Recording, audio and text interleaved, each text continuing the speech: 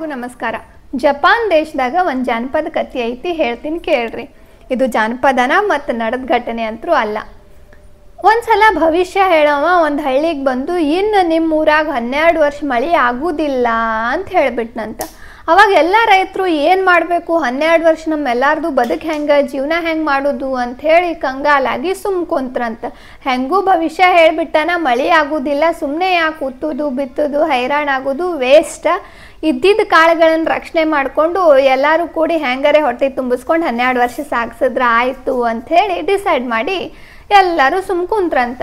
ಆದ್ರೆ ಒಬ್ಬ ರೈತ ಯೋಚನೆ ಮಾಡ್ದ ಅಂತ, 12 ವರ್ಷ ತನಕ ನಾ ಹೊಲ್ದಾಗ ಏನೂ ಕೆಲಸನೇ ಮಾಡಲಿಲ್ಲ ಅಂದ್ರೆ 12 ವರ್ಷ ಆಗಿಂದ ನನಗೆ ಆ ಕೆಲಸ ಮಾಡಕ್ಕೆ ಬರಬೇಕಲ್ಲ, ಅದಕ್ಕೆ ಕಾಲೇ ಕುಂತು ಏನು ಮಾಡಲಿ, ಕೆಲಸ ಮರಿಬಾರ್ದು ಅಂತ ಹೇಳರೆ ಉತ್ತುದು ಬಿತ್ತುದು ಮಾಡ್ತೀನಿ, ಮುಂದೆ ದೇವ್ರಿಗೆ ಬಿಟ್ಟಿದ್ದು ಅಂಥೇಳಿ ಎಲ್ಲರೂ ಅವ್ರವ್ರ ಮನ್ಯಾಗ ಆರಾಮಿದ್ರು. ಒಬ್ಬ ಮಾತ್ರ ತನ್ನ ಹೊಲಕ್ಕೆ ಹೋಗಿ ಹೊಲದಾಗ ನೇಗಿಲ ತೊಗೊಂಡು ಉಳೋದು, ಹೊಲ್ದಾಗ ಕೆಲಸ ಮಾಡೋದು, ಬಿತ್ತಕ್ಕೆ ಬೀಜ ಗೋಳೆ ಮಾಡ್ಕೊಳ್ಳೋದು, ಬಿತ್ತೋದು ಎಲ್ಲ ಮಾಡಾಕತ್ತಿದ್ನಂತ. ಇದನ್ನು ನೋಡಿದ ಒಂದೇ ಒಂದು ಕಾರ್ ಮೋಡ ಬಂದು ಅವನ ಜೊತೆ ಮಾತಾಡ್ತಂತ. ಅಲ್ಲ, ಮಳೆ ಅಂತರೂ ಆಗುವುದಿಲ್ಲ ಅಂತ ನಿಮಗೆಲ್ಲ ತಿಳಿಸೇ ಬಿಟ್ಟದ, ಯಾಕೆ ನೀ ಹೈರಾಣ ಆಗಾಕತ್ತಿ ಅಂತ ಕೇಳ್ತಂತ ಮೋಡ ರೈತನಿಗೆ. ಅವಾಗ ರೈತ ಹೇಳ್ದ ಅಂತ, ಇಲ್ಲ ಮೋಡ, ನನಗೆ ನನ್ನ ಬದುಕ್ನಾಗ ನನಗೆ ಗೊತ್ತಿರೋದು ಒಂದೇ ಕೆಲಸ, ಅದು ಈ ಹೊಲ್ದಾಗ ಕೆಲಸ ಮಾಡೋದು. 12 ವರ್ಷ ನಾ ಈ ಕೆಲಸ ಬಿಟ್ಟು ಕೂತೆ ಅಂದ್ರೆ 13ನೇ ವರ್ಷ ನನಗೆ ಹೊಲ್ದಾಗ ಕೆಲಸ ಮಾಡಕ್ಕೆ ಬರಬೇಕಲ್ಲ, ಮರೆತು ಬಿಡ್ತೀನಿ ನಾನು, ಅದಕ್ಕೆ ಮಾಡಾಕತ್ತೀನಿ, ಮರಿಬಾರ್ದು ಅಂತ ಹೇಳಿ ಅನ್ನಂತ ರೈತ. ಅವಾಗ ಮೋಡ ಯೋಚನೆ ಮಾಡ್ತಂತ, ಹೌದಲ್ಲ, 12 ವರ್ಷ ನಾನು ಮಳಿನೇ ತರಿಸ್ಲಿಲ್ಲ ಅಂದ್ರೆ 13ನೇ ವರ್ಷ ನನಗೆ ಮಳೆ ತರಿಸೋದು ಹೆಂಗೆ ಅನ್ನೋದೇ ಮರೆತು ಬಿಡ್ತದ ಅಂಥೇಳಿ ಹೋಗಿ ಎಲ್ಲ ಮೋಡಗಳ ಜೊತೆ ಕುಂತು ಮಾತಾಡಿ, ಹಿಂಗಾದ್ರೆ ನಡೆಯುವುದಿಲ್ಲ, 12 ವರ್ಷ ತನಕ ನಾವು ನಮ್ಮ ಕೆಲಸ ಮಾಡಲಿಲ್ಲ ಅಂದ್ರೆ ನಮಗೆ ಮುಂದೆ ಆ ಕೆಲಸ ಬರುವುದೇ ಇಲ್ಲ, ಬೇಡ ಅಂಥೇಳಿ ಎಲ್ಲ ಕೂಡ್ಕೊಂಡು ಒಗ್ಗಟ್ಟಾಗಿ ಜೋರಾಗಿ ಮಳೆ ತರಿಸ್ದು ಅಂತ, ಆ ಕೆಲಸ ಮರಿಬಾರ್ದು ಅನ್ನೋ ಕಾರಣಕ್ಕೆ. ಹೀಗೆ ಕಾಯಕ ಎಷ್ಟು ಮುಖ್ಯದ, ನಮಗೆ ಯಾವ ಕೆಲಸ ಬರ್ತಿರ್ತದ ಅದನ್ನು ನಾವು ನಿರಂತರವಾಗಿ ಮಾಡ್ಕೊಂತ ಇರಬೇಕು ಅನ್ನೋದನ್ನು ಹೇಳ್ತದೆ ಈ ನೀತಿ, ಕಥೆಯ ನೀತಿ. ಈಗ ನಮ್ಮ ಮುಖ್ಯ ವಿಷಯಕ್ಕೆ ಬರೋಣ. ಶ್ರಾವಣ ವಚನ ವಾಚನ ದಿನ 5. ಕಾಯಕದ ಮಹತ್ವವನ್ನು ಇಡೀ ಜಗತ್ತಿಗೆ ಎತ್ತಿ ಸಾರಿದವರು 12ನೇ ಶತಮಾನದ ಶರಣರು. ಅದ್ರಾಗೂ ಕಾಯಕನೇ ಕೈಲಾಸ ಅಂತ ಹೇಳಿದವರು ಶರಣ ದಂಪತಿಗಳಾದ ಆಯ್ದಕ್ಕಿ ಲಕ್ಕಮ್ಮ ಮತ್ತು ಮಾರಯ್ಯ.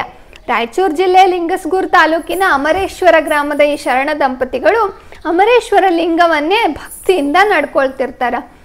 ಒಂದಿನ ಮಾರಯ್ಯ ತಾ ಮಾಡೋ ಕೆಲಸ ಬಿಟ್ಟು ಏನು ನೋಡ್ಕೊಂಡು ನಿಂತಿರ್ತಾನೆ. ಆವಾಗ ಲಕ್ಕಮ್ಮ ಹೇಳ್ತಾಳ, ಕೇಳ್ರಿ ವಚನ ಹಿಂಗದ, ಕಾಯಕ ನಿಂದಿತ್ತು ಹೋಗಯ್ಯ ಎನ್ನಾಳ್ದನೆ, ಭಾವಶುದ್ಧವಾಗಿ ಮಹಾಶರಣರ ತಿಪ್ಪೆಯ ತಪ್ಪುಲ ಅಕ್ಕಿಯ ಆಯ್ದು ತಂದು ನಿಶ್ಚಯಿಸಿ ಮಾಡಬೇಕು ಮಾರಯ್ಯ ಪ್ರಿಯ ಅಮರೇಶ್ವರ ಲಿಂಗಕ್ಕೆ, ಬೇಗ ಹೋಗು ಮಾರಯ್ಯ.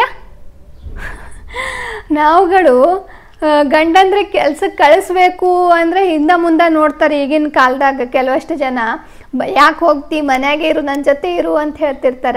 ಆದ್ರೆ ಲಕ್ಕಮ್ಮ ಕೆಲಸನೇ ದೊಡ್ಡದು, ಕಾಯಕನೇ ಕೈಲಾಸ. ಈ ಕಾಯಕಕ್ಕೂ ನಾವು ಮಾಡುವ ಕರ್ತವ್ಯಕ್ಕೂ ಬಹಳ ವ್ಯತ್ಯಾಸ ಅದ್ರಿ. ಅದನ್ನು ಇನ್ನೊಂದಿನ ಹೇಳ್ತೀನಿ. ನಮ್ಮ ಹೆಂಡತಿ ಮಕ್ಕಳಿಗಾಗಿ ಸಾಕು ಸಲುವಾಗಿ ನಾವು ಆಸ್ತಿ ಮಾಡ್ತೀವಿ, ದುಡಿತೀವಿ, ರೊಕ್ಕ ಸಂಪಾದನೆ ಮಾಡ್ತೀವಿ, ಇದು ಕರ್ತವ್ಯ, ಅದು ಕಾಯಕ ಆಗ್ಲಿಕ್ಕೆ ಸಾಧ್ಯ ಇಲ್ಲ. ನಾನು ದುಡ್ದಿದ್ದು ಸಮಾಜಕ್ಕೆ ನನಗೆ ಯಾರು ಗೊತ್ತೇ ಇರಲಾರ್ದವ್ರ ಸಲುವಾಗಿ ಕೊಡ್ತೀನಿ ಅಲ್ಲ, ಅದು ಕಾಯಕ. ಅವ್ರು ಏನು ಮಾಡ್ತಿದ್ರು, ದಿನಾಲು ಶರಣರ ದಾಸೋಹ ಮನೆ ಮುಂದೆ ಬಿದ್ದಂಥ ಅಕ್ಕಿಯನ್ನು ಆಯ್ದು ತಂದು ಅದ್ರಾಗ ಪ್ರಸಾದ ಮಾಡಿ ದಾಸೋಹ ವ್ಯವಸ್ಥೆಯನ್ನು ಮಾಡ್ತಿದ್ರು. ಕಲ್ಯಾಣದೊಳಗೆ ಬಂದಂಥ ಶರಣರಿಗೆಲ್ಲ ದಾಸೋಹ ಮಾಡ್ತಿದ್ರು ಲಕ್ಕಮ್ಮ ಮತ್ತು ಮಾರಯ್ಯ. ಅಂಥ ಪವಿತ್ರವಾದ ಕಾಯಕ ಅವರದಾಗಿತ್ತು. ಅದಕ್ಕೆ ಗಂಡನಿಗೆ ಆಕೆ ಎಚ್ಚರಿಕೆಯಿಂದ ಹೇಳ್ತಾಳ, ಕಾಯಕ ನಿಂದಿರ್ತದ, ಹೋಗಪ್ಪ, ಕೆಲಸ ಹೆಂಗೆ ಮಾಡಬೇಕು, ಮನಶುದ್ಧವಾಗಿ ನಾವು ಮಾಡೋ ಕೆಲಸಕ್ಕೆ ತನು ಮನ ಸಂಪೂರ್ಣವಾಗಿ ಒಪ್ಪಿಸ್ಕೊಂಡು ಮನಶುದ್ಧವಾಗಿ ಮಹಾಶರಣರ ತಿಪ್ಪೆಯ ತಪ್ಪಲ ಅಕ್ಕಿಯ ಆಯ್ದು ತಂದು ನಿಶ್ಚಯಿಸಿ ಯಾವುದಕ್ಕಾಗಿ ಮಾಡಬೇಕು, ಮಾರಯ್ಯ ಪ್ರಿಯ ಅಮರೇಶ್ವರ ಲಿಂಗಕ್ಕೆ, ನಾವು ಅವ್ರಿಗೆ ದಾನ ಮಾಡಿದ್ವಿ ಇವ್ರಿಗೆ ದಾನ ಮಾಡಿದ್ವಿ ಅಲ್ಲಲ್ಲ, ನಾವು ದೇವ್ರ ಸಲುವಾಗಿ ಮಾಡಿದ್ವಿ, ನಮ್ಮ ಖುಷಿಗಾಗಿ ನಾವು ಮಾಡಿದ್ವಿ, ನಮ್ಮ ಕಾಯಕ ನಾವು ಮಾಡಿದ್ವಿ. ಎದುರಿಗಿರೋ ವ್ಯಕ್ತಿಯೊಳಗೆ ದೈವತ್ವ ಕಾಣಬೇಕು ಅನ್ನೋದು ಶರಣರು ಕಲಿಸುವಂಥ ಬಹುದೊಡ್ಡ ಪಾಠ.